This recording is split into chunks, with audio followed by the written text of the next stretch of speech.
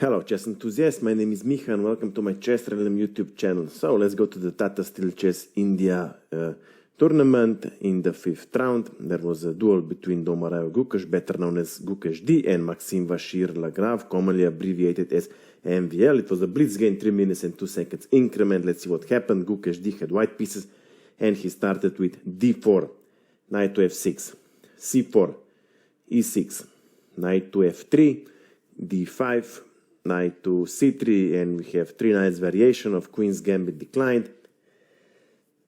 And pretty much standard moves followed. Knight from B goes to D7, C-pawn captures on D5, E-pawn recaptures, bishop to F4, bishop to B4, E3, and now knight to E4. So double attack on this knight on C3, who is also pinned by the bishop. So queen to C2 was played, defending the knight, and now G5. Black is taking action on the king's side, but also weakens his king's side pawn structure. Well, this move is also proposed by the machine, by the way. Bishop goes back to G3, knight goes to B6, bishop to D3. So knight on E4 is 3 times attacked, but knight on C3 is pinned, so effectively a knight on E4 is twice attacked. Black continues with bishop to F5, further supporting the knight. And now knight goes to D2, further putting pressure on the knight on E4. And now queen to E7, further defending. Now black has 2 choices of castling. Anyway, A3 was played by white, attacking the bishop, forcing black to decide what to do with the bishop. And bishop captures knight on C3. B-pawn recaptures, and now H5.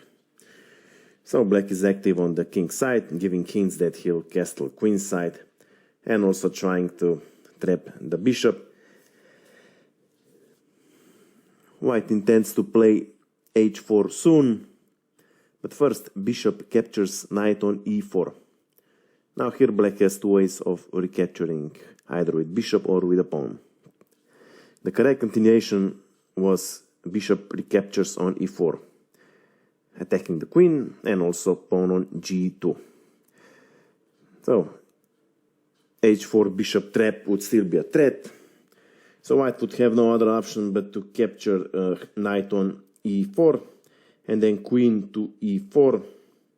Again, all threats are still valid. So white would have to capture this queen on E4 also.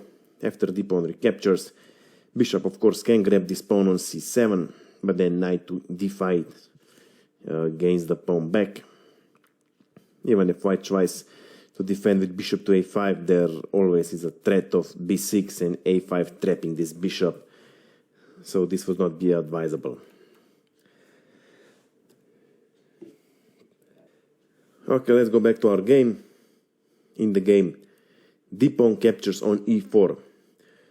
So to stop this H4 pawn push, white pushes pawn to H4. Now black king side is weakened and therefore black castles queen side.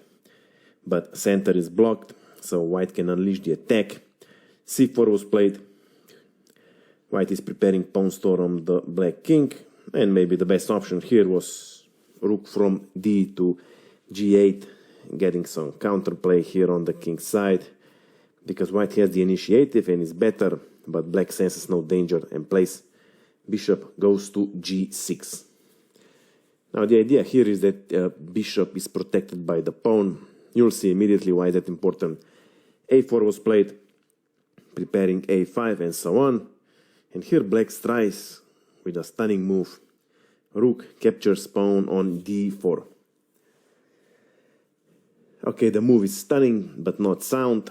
But indeed, if white captures rook on D4, then E3 is discovered attacked on the queen. And here white would have to be very careful.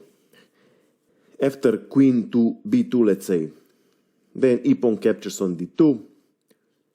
Well, if king recaptures, then knight to C4 forks both king and the queen. If king to F1, then simply queen to E1. Rook has to capture it, of course, but then bishop to D3, and king has to go to G1, and then d-pawn promotes Black is a piece up in a totally winning position.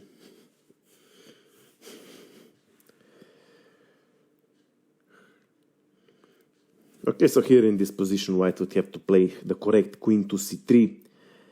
E-pawn captures, or I should say, e-pawn would capture knight, we discover check. If king captures pawn on d2, rook enters the game, and black has a strong attack for the exchange. Well, if king to f1, that would be better. White would stand better, still the position would be very tricky.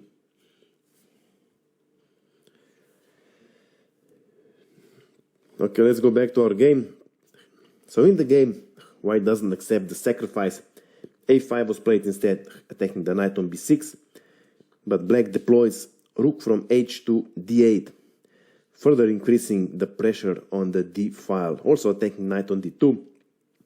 White captures knight on b6, and black recaptures knight on d2.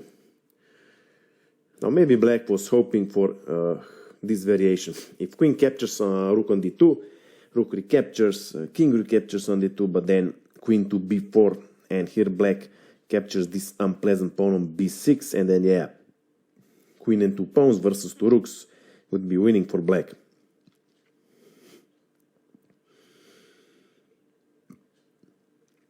But in the game, here white simply captures pawn on a7. Now a pawn is going to promote, there's nothing black can do about it. After king to d7, a8 square is protected, but this rook on d2 is not.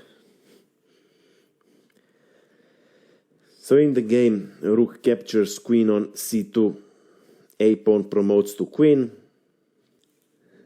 it's check, and king to d7 is the only move.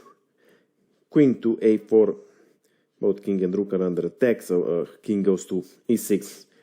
Queen captures rook on c2, with the rook up, white is winning. Still, queen to b4 was played, check, king to e2, and here Maxime Vachier-Lagrave resigned the game. So I hope you like this game, I hope you have learned something from it. If you have any questions, my email is below in the description. Of course, I invite you to visit my Instagram page. That's it for now, and see you soon.